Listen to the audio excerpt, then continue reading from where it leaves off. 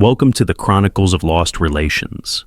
Before we dive into today's narrative, we want to share that a friend of ours has launched a YouTube channel where he has taken on the tale of a sniper's struggle for survival and presented a unique interpretation of the story. Kindly visit his channel. You can find the link in the description box. So make your way over there and lend a hand with a like and a subscribe. Let us begin with the tale of today. A message arrived informing me that my wife, Sophia, had booked a table at a restaurant for Valentine's Day. It caught me off guard, as I typically manage these matters annually. By the evening, all I got was a message stating she had to work late. Shortly thereafter, I stumbled upon a message from her coworker, Ryan, on WhatsApp that said, "Only a loving sister knows how to pamper someone. An elegant dining establishment, a kind-hearted individual. This evening's cake had a delightful sweetness, yet it pales in comparison to the sweetness of your lips." The image captured a tender moment between him and Sophia, with her adorned in the necklace I had gifted her earlier that day. On the table sat the wine I had presented to her as a gift. The restaurant in the photo struck a familiar chord, a place steeped in our shared history, where I had the unforgettable moment of proposing to Sophia. Previously, I would have faced Sophia head-on, but this time, I simply felt drained. As Sophia walked through the door, I was enjoying a mango, a fruit that she has an allergy to. For years, we've steered clear of mango in our home due to her allergy. Sophia appeared taken aback to find me still awake and nonchalantly offered me the gift she had thoughtfully prepared, a Patek Philippe timepiece. She exclaimed, "Happy Valentine's Day, darling." She was a devoted partner, embodying both generosity and care. This year, the message I received from the restaurant owner truly surprised me. He had been acquainted with us since our college days, playfully remarking on his single status while offering his congratulations. He subsequently brought up a new cake and inquired if I was interested in tasting it. I inquired about the presence of mango, and he assured me it was not included.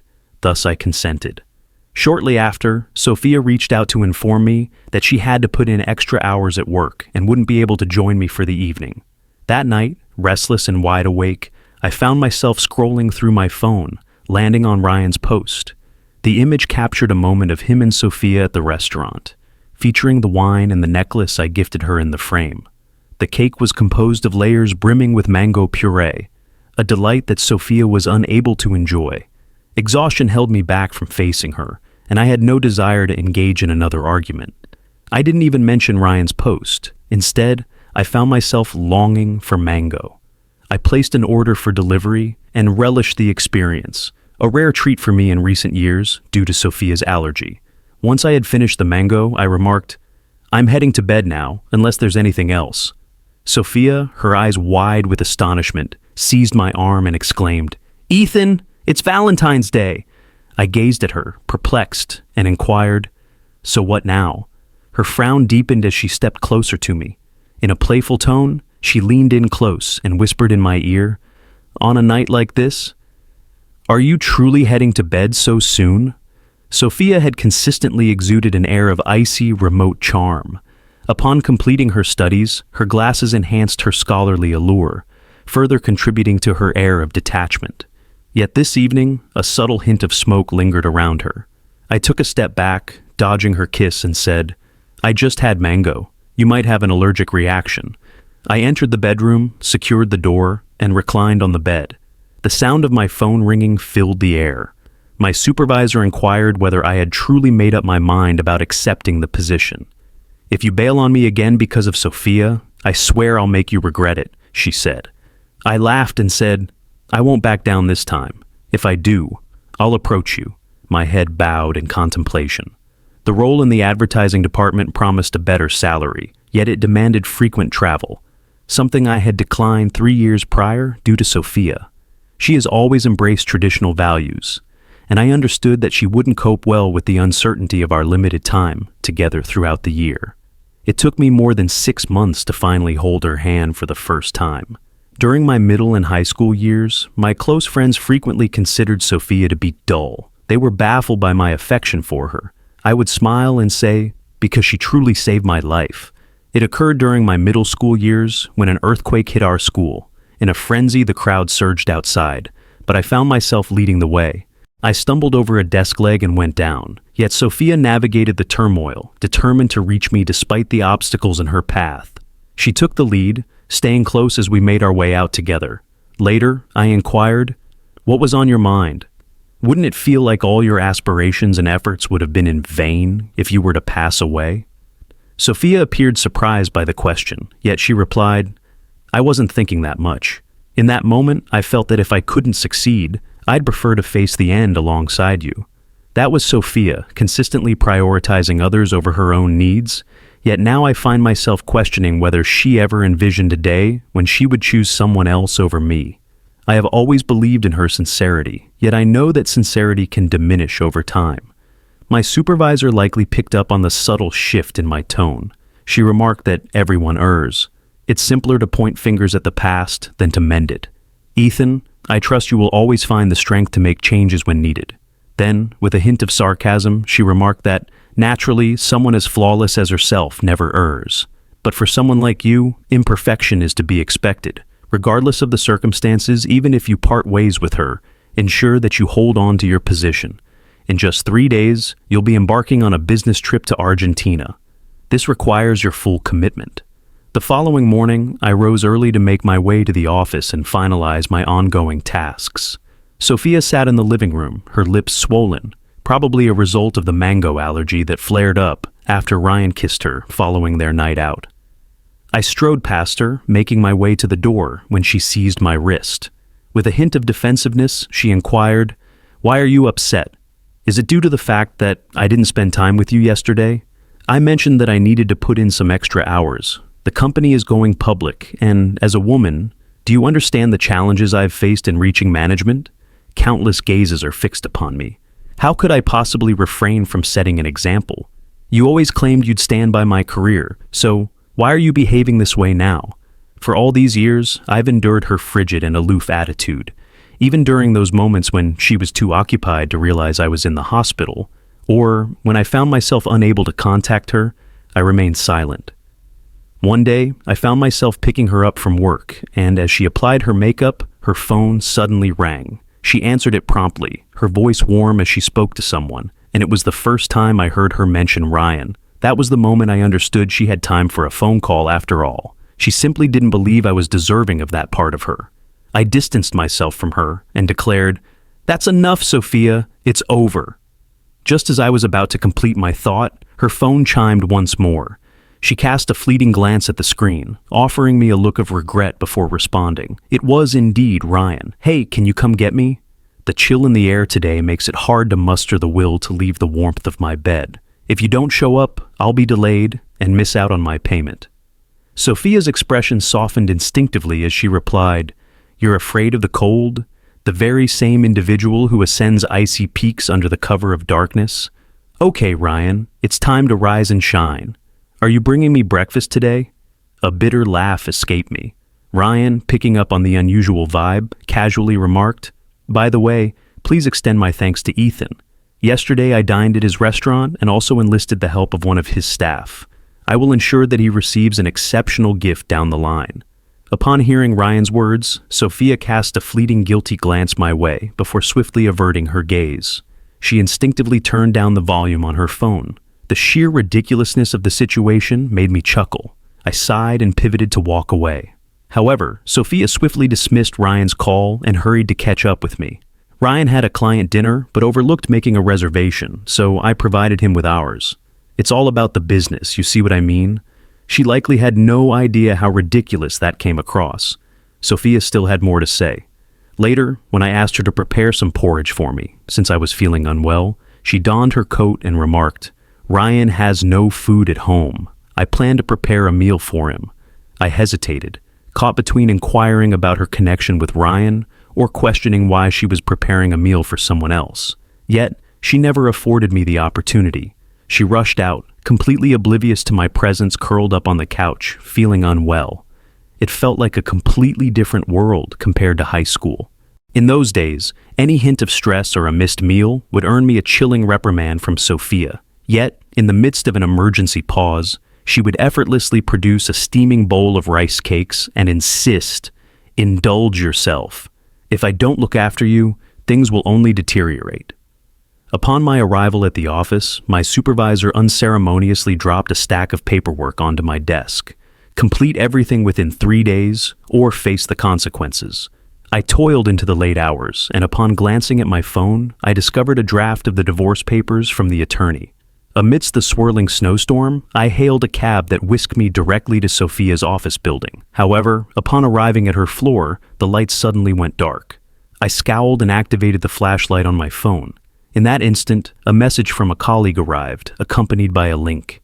His tone carried a sense of uncertainty. "Isn't this the ultimate heavy metal concert you've been dreaming of attending?" Perplexed, I followed the link. I found myself drawn to a poster on Ryan's account, capturing all of his cherished moments with Sophia. He had been acquainted with her since their high school days, pursued her to college, and now found himself employed at her company. His bio stated, "Falling head over heels for her isn't merely your privilege." I pressed play on the video and immediately grasped the reason behind my colleague's reluctance to share it. In the video, concert lights danced across Ryan and Sophia's faces. Amidst the bustling crowd, they intertwined their fingers and shared a fervent kiss. My phone slipped from my grasp and shattered against the floor, a surge of fury igniting within me. Sophia and I had shared a bond for what felt like a lifetime, nearly our whole being. Still, in spite of everything, I sensed that I truly didn't understand her at all. From her office, I heard gentle weeping. Sophia gasped, "I'm sorry, but we truly can't." A male voice replied, I just like you. What did I do wrong?" The young lad embraced her waist, tenderly caressing her face marked by tears. Ryan pressed his lips gently against Sophia's cheek, a deep sorrow reflected in his eyes. I observed his hand glide from her waist to the nape of her neck. In the shadows, they exchanged a deep, lasting kiss. Bang! The power surged back, illuminating the room with a bright glow. "Oh!" At last, they became aware of my presence by the door. Ryan hurriedly exclaimed, "Ethan, it's not what you think. My feelings for her are overwhelming. It's not Sophia's fault at all." Sophia appeared bewildered when she caught sight of me. Her lips were gently parted, shimmering with a hint of moisture. "Ethan, what brings you here?" she inquired. I regarded her with a serene expression before making my way to Ryan, a smile gracing my lips. In an instant, my fist connected with his face. Before he could even descend, I seized him by the collar, yanked him nearer, and shot him a fierce glare. "This strike is aimed at your pitiful visage. I've encountered many pretentious women, but this is the first time I've come across a male one. It disgusts me." He attempted to reason, but in a flash, I delivered a right hook to his stomach, the impact causing him to double over in agony and fall to the ground. Sophia emerged from her stupor, poised to utter a word, when I struck her sharply across the cheek. She grasped her cheek, her eyes brimming with tears. She appeared wounded. I detached my wedding ring with a chilling resolve and flung it at her, as if it were nothing more than refuse. As the realization washed over her, she succumbed to her emotions, sobbing deeply with tears cascading down her flushed cheeks. "Ethan, please reconsider. I kindly ask you to hear me out." I interrupted her, presenting the printed divorce papers. "Sophia, I have to tell you that we are ending our marriage." Sophia cast aside all sense of decorum and pursued me down the stairs from the office. "Ethan, I urge you to hear me out. It's not as you perceive." Half the building observed, a wave of embarrassment washing over them. I hailed a cab, eager to depart. As the snowflakes drifted down, Sophia leaned into the car door, preventing me from shutting it. Her expression carried a sense of urgency as she spoke. "There truly isn't anything connecting us. He's merely a child. He lacks the understanding. I was merely..." I scoffed. "He hasn't matured yet." "Oh, so you're preparing him for kissing ahead of time, are you?" My tone lacked depth. She gazed at me, her eyes crimson, as if fixated on a vessel that would never return. She gasped, "Don't look at me like that, Ethan. Kindly refrain from looking at me in that manner. Our journey together has spanned more than a decade. Your absence is unbearable for me. Ryan was merely a mistake." Her voice diminished gradually, fading into a whisper. But then a voice rang out from behind her. "Sophia, Ryan has gone up to the rooftop. Hurry up!" She instinctively released her grip and pivoted around. I scoffed and forcefully closed the car door behind me. In the rearview mirror, I caught a glimpse of Sophia taking a few steps in my direction, but then she hesitated, pivoting to dash back into the building. I shut my eyes. As the fury faded, the sharp ache in my chest finally made its presence known. The driver cast a fleeting look my way via the rearview mirror. His voice carried a deep sense of worry. "Hello there, young one. Are you okay?" I brushed my face, averted my gaze, and stayed quiet. Upon returning home, I began to gather my possessions. Shortly thereafter, I received calls from both Sophia's parents and my own. I reflected with a touch of bitterness. Sophia certainly has her hands full. She needs to soothe Ryan from leaping off a building, yet she still finds a moment to notify both sets of parents to act as mediators. Sophia and I had shared more than a decade together. Our connection was more intricate and challenging to untangle than that of most couples. Ultimately, all my parents expressed was, "Son, we simply wish for you to choose paths that bring you joy." As I completed the task of packing my belongings, I swung the door open, revealing Sophia on the other side, her expression heavy with despair. Sophia appeared like a young one, caught in a misdeed, quivering as she extended her hand toward me. "Ethan, I implore you to stay. Allow me to clarify all the details." I gazed at her in silence, and then she fell apart. "I implore you. Go ahead, I'm ready. Reprimand me. Feel free to do as you please. Please refrain from looking at me in that manner. Do not regard me in such a manner." She pushed down on my suitcase, fervently attempting to prevent my departure. "Ethan, we made a vow to age side by side. Our parents are looking forward to our return to Beijing for the new year. Please don't go. I need you here with me. Mom and Dad are really missing you a lot."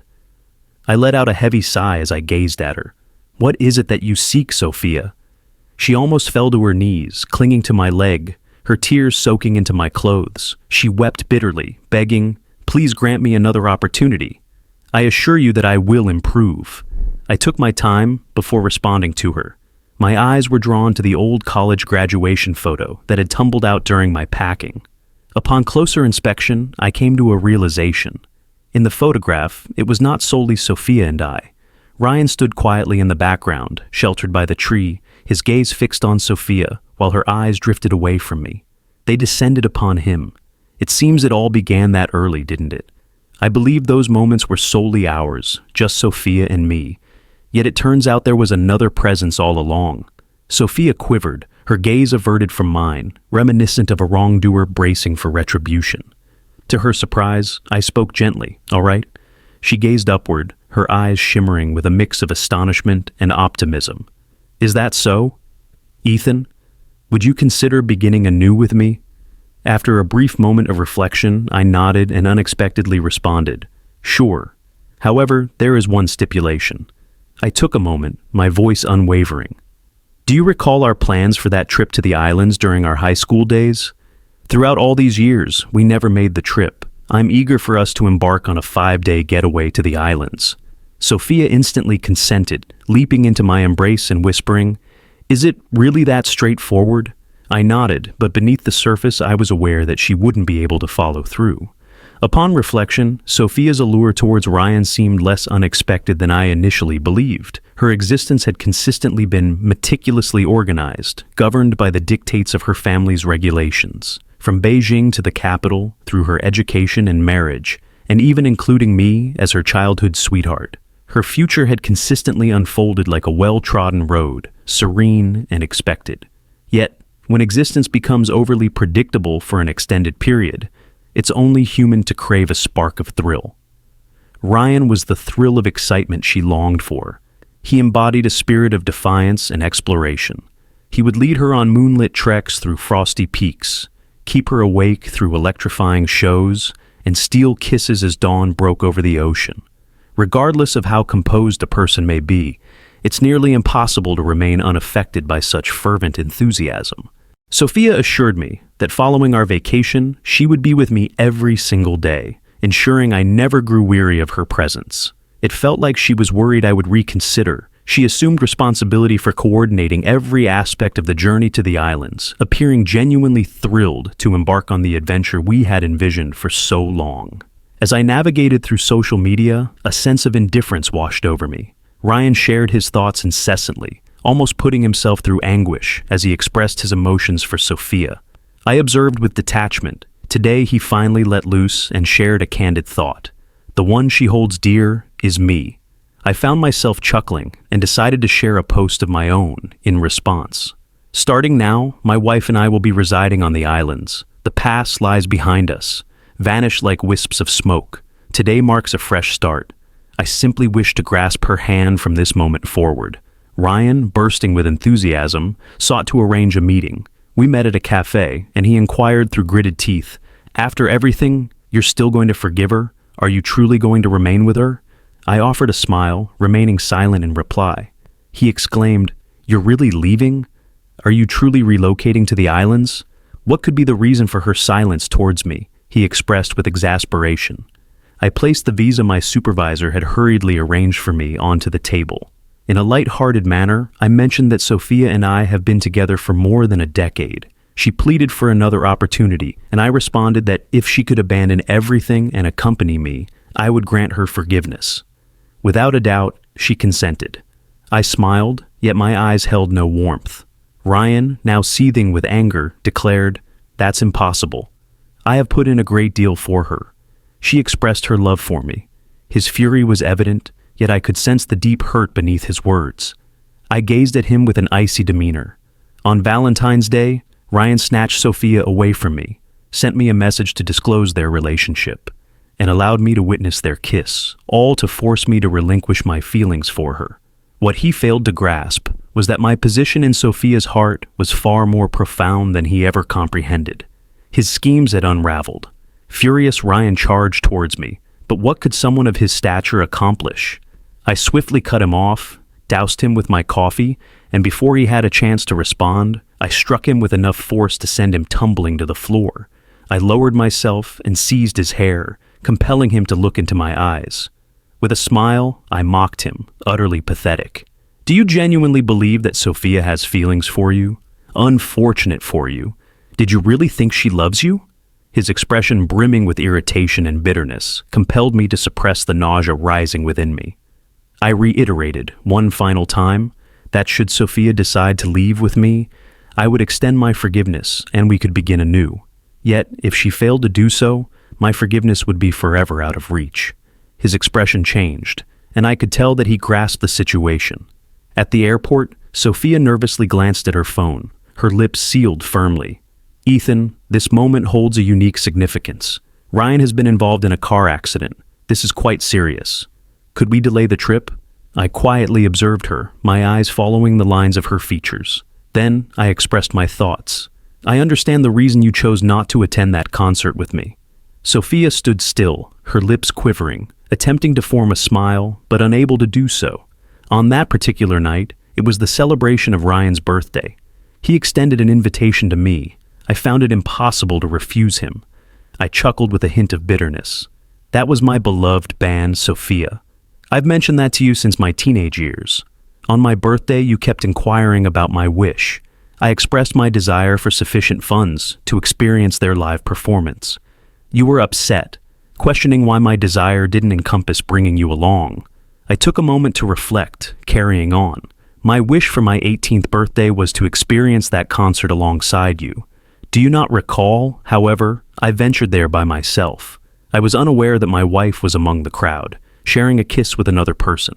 I even shot her a message during the concert to remind her to grab a bite, yet there was no response from her. Sophia felt a surge of anxiety, her voice escalating as if she were trying to justify herself.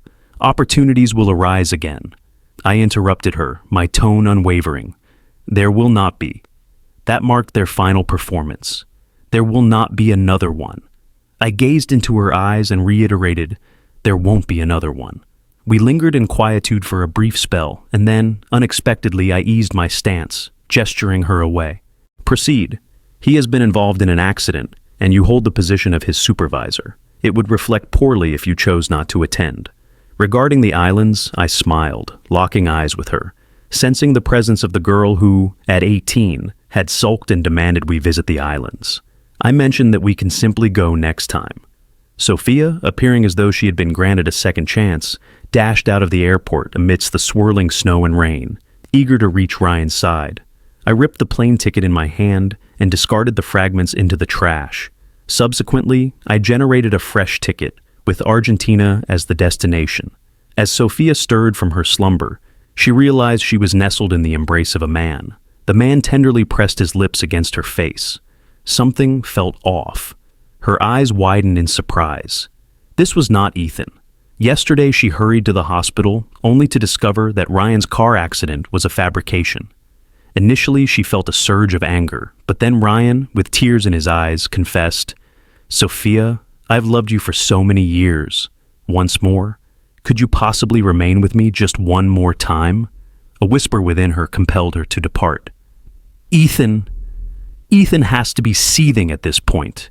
They had shared a bond since their early years, journeyed through life side by side, and celebrated 7 years of marriage. All had appeared flawless. She found herself unable to part from Ethan, yet Ryan's eyes, tinged with red, and his tender caress as he brushed her cheek lingered in her mind. How could she possibly reject him? Sophia was struck by an unsettling sensation, as if a warning was whispering to her. As you approach the moment of losing something significant, an unmistakable sensation washes over you, a visceral fear, akin to plummeting from a great height in a nightmare. For no particular reason, she recalled Ethan's expression as he waved goodbye to her at the airport yesterday. It was both reflective and determined. It felt as though he was bidding farewell. She sprang out of bed to snatch her phone, but Ryan, perplexed, inquired, "Sophia, what troubles you?" Her phone had run out of battery. Her heart raced as she stared at the dark screen, urging it to power up more quickly. Ryan was taken aback by the look on her face. At last, the device sprang to life, and an incoming call interrupted the moment. It was her mother, shouting at her. Sophia paused, trying to grasp the unfolding situation. Ethan compiled proof of her relationship with Ryan and crafted a PowerPoint presentation, including supporting documents, which he distributed to all their family, friends, and colleagues. The last slide bore Ethan's signature style, featuring a photoshopped image of her and Ryan's wedding, alongside a handwritten note that said, "Let's wish this pair of cheaters a lifetime of childless everlasting happiness." Once the call ended, she navigated to her messages. Sophia sped through the streets, ignoring red lights, her thoughts entirely focused on Ethan. The winter weather rendered the roads perilous, and she lost traction multiple times, barely evading mishaps. In the face of peril, her mind was consumed solely by the urgency of getting home and locating Ethan. He had consistently shown such forgiveness and warmth. She held on to the hope that, even at this moment, there remained an opportunity to mend it all. The pressing nature of the circumstances bore down on her, yet upon her arrival at home, she discovered the house devoid of life. Ethan had gathered almost all his belongings and departed. She remembered the playful comment she had made while getting ready for their island getaway, jesting that they wouldn't be away for long. Ethan offered a quiet smile, choosing to remain silent. A heavy truth weighed down on her heart. He had been contemplating his departure for quite a while. She would not come to terms with it. They had shared the majority of their lives side by side. She felt an undeniable connection to him, convinced that he shared her sentiments. If she could only offer a genuine apology and set things straight, he would undoubtedly forgive her, just as he had done countless times in the past. However, when she entered his office, his supervisor dismissively ordered security to remove her. Even when she succeeded in reaching out to one of Ethan's colleagues, she encountered a palpable disdain. As the days went by, her quest for him continued, only to reveal that Ethan had embarked on a new job, now journeying endlessly with no clear date for his return. His absence felt deliberate, a gradual distancing she had not anticipated. As she perused their old messages, she noticed the growing distance between them, where once playful emojis now lay dormant, overshadowed by a string of unanswered texts. His social media posts now lacked any mention of their shared life. Just a quote that asked, "When did you choose to end things? When you came to understand that your future would be a constant struggle for breath, day in and day out. Upon completing my business, I chose to dedicate some time to discovering the wonders of Argentina. The nation, situated 22,000 kilometers from home, was enjoying the height of summer, with sunlight draping a warm golden hue over all it touched. In Buenos Aires, tango dancers spun gracefully in the streets, and the atmosphere was infused with a blend of European allure and Latin fervor, A business partner had invited me to Mendoza, where the vineyard lay beneath the summer sun, unfurling like a lush green ocean of vines. While enjoying a glass of Malbec, I received a call from Sophia. Her voice was rough as she inquired, "Ethan, where are you?" I took a moment, savoring a sip of wine before responding, "On the other side of the world. What is it that you desire? Please forward the signed divorce papers to my office at your earliest convenience. If that's the case, there's no need to call." She fell quiet, and just when I was ready to end the call, she unexpectedly said, "I'm sorry." Her sobs enveloped me, brimming with despair and anguish, reminiscent of a child wandering alone in a bustling store. "Ethan, I apologize. I ask for your forgiveness. Guide me, and I will follow your lead without hesitation. 2 decades. Our journey together spans more than 2 decades. Is it truly possible to simply release it? What makes you so devoid of compassion?" I smiled quietly, and she must have sensed it, for her sobbing ceased. In a state of alarm, she inquired of Ethan, "What's so funny?" I let out a sigh, glancing down as I remarked, "You're always like this, forever confident in my love for you. I'm confident that if you reveal your suffering, I'll empathize with you. But Sophia, have you ever considered that I no longer feel love for you?" When I made my way back to my hometown, it was New Year's Eve. The challenge with childhood sweethearts lies in their deep familiarity with one another. As my family assembled for the reunion dinner, a knock echoed at the door. I opened it to see Sophia standing there, appearing disheveled, thinner than before, her hair untidy, and her face marked by distress. She appeared worn down and vulnerable. The PowerPoint I had crafted tarnished the reputations of both her and Ryan within their social circles. It appeared to embody fairness. Sophia found herself in a downward spiral, and the support she once had began to fade as those around her grappled with the harsh reality. I caught wind of some of the chatter at dinner. I haven't had a word with her since our last phone call. The streets buzzed with the inviting warmth of homes, while distant fireworks painted the night sky with vibrant bursts of color. Sophia gazed at me, her expression a canvas of despair, yet a flicker of hope remained in her eyes. She found it difficult to articulate, her speech wavering. Annually, we've consistently celebrated New Year's Eve side by side. Ethan, my affection for you knows no bounds. Your absence is something I simply cannot endure. I gazed at her, and in an instant, the memories of her younger self flooded my mind. On New Year's Eve, she slipped out quietly, her cheeks aglow, just to gift me a red string bracelet she had crafted with her own hands. I anticipated that encountering her once more would bring anguish, yet, surprisingly, I experienced emptiness instead. In recent months, my journeys around the globe and the discovery of new destinations have enriched me in ways I never expected. The crackle of fireworks filled the night sky, marking the conclusion of the year, as the harsh grip of winter began to loosen at last. A fresh year was dawning. I turned to Sophia and said, "Sophia, please don't go through with this. It is the time of year when we celebrate new beginnings. Your current state is truly unsettling to witness." Her face went pale, and without saying anything further, I closed the door. As my parents inquired about the identity of the visitor, I merely shook my head in response. Not a soul. Then, I found my way back to the cozy embrace of the family dinner, vying for the final piece of beef in the bubbling hot pot, enveloped by laughter and the spirit of celebration. It was flawless. My family was still with me. Under the perceived brilliance of my supervisor's guidance, my career flourished. I swiftly embraced the lifestyle of perpetual travel, dispatching postcards from every new destination I explored. My mom, having embraced some online lingo, now refers to me as her travel frog.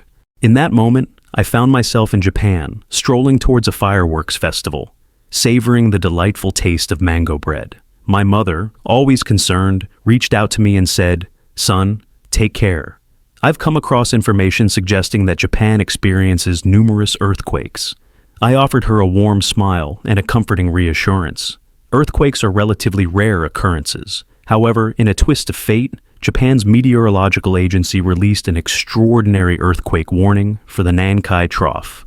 All flights back home were completely booked, leaving me unreachable for some time. My mother, in a state of panic, began to pray fervently and even lit incense at the stroke of midnight, all for my protection. In the meantime, Sophia, upon receiving the news, booked a flight to Japan. During that period, Ryan remained by her side, despite having lost his job and facing a blacklist. They found themselves ensnared in a harmful relationship, struggling to escape its grasp. Ryan pleaded with her, urging her not to act foolishly. Regardless of your departure, Ethan will not extend his forgiveness to you. Do you not understand? Yet, Sophia remained unresponsive. In the heat of the moment, she seized a kettle and brought it crashing down onto Ryan's head. Crimson streamed from his brow as he cried out, "He doesn't love you! Do you not understand? No one else loves you like I do." Without uttering a single word, Sophia turned and walked away, leaving him in her wake. After a delayed flight, I have finally returned to my homeland.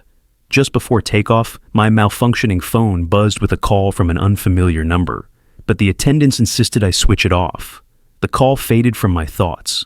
Upon returning home, I comforted my family and promptly resumed my tasks. That is, until Ryan showed up outside my office building. He had lost the assurance he once carried, now appearing with red eyes and a disheveled look. "Where is Sophia? Return my Sophia," he insisted. I gazed at him through the glass door, a frown forming as I pondered how he had ended up in such disarray. Sophia had reached Japan prior to the earthquake, and everything suddenly made sense. I recalled the unusual call from earlier, yet I maintained my composure and instructed security to escort Ryan out. I expressed to him that it didn't matter to me. She belongs to you now, not to me. The unfortunate news arrived from Sophia's parents, who ultimately conveyed it to my family. Sophia had tracked me down to the inn where I was staying, but when she attempted to contact me, all she received was a busy signal. She thought I was deliberately overlooking her. She found me, and that was the moment the building came crashing down. My mother, burdened by grief, shared the news with me. Sophia did not make it through the collapse. She was devastated, her legs broken beyond repair. The uncertainty loomed over whether she would ever walk again. My mother gently inquired, "Son, are you planning to visit her?" I shook my head and said, "No." Sophia and I no longer share any connection. After ending the call, I gazed out the window at yet another unfamiliar land. What exquisite charm lay before me in this place? I was filled with anticipation to witness it. What about the past? The occurrences of yesterday fade away with the passing of yesterday. Today's happenings are refreshed and reimagined. I wished for everyone to muster the bravery to turn things around and begin anew. Esteemed audience, we invite you to express your opinions in the comments section below. Also, kindly remember to like, share, and subscribe.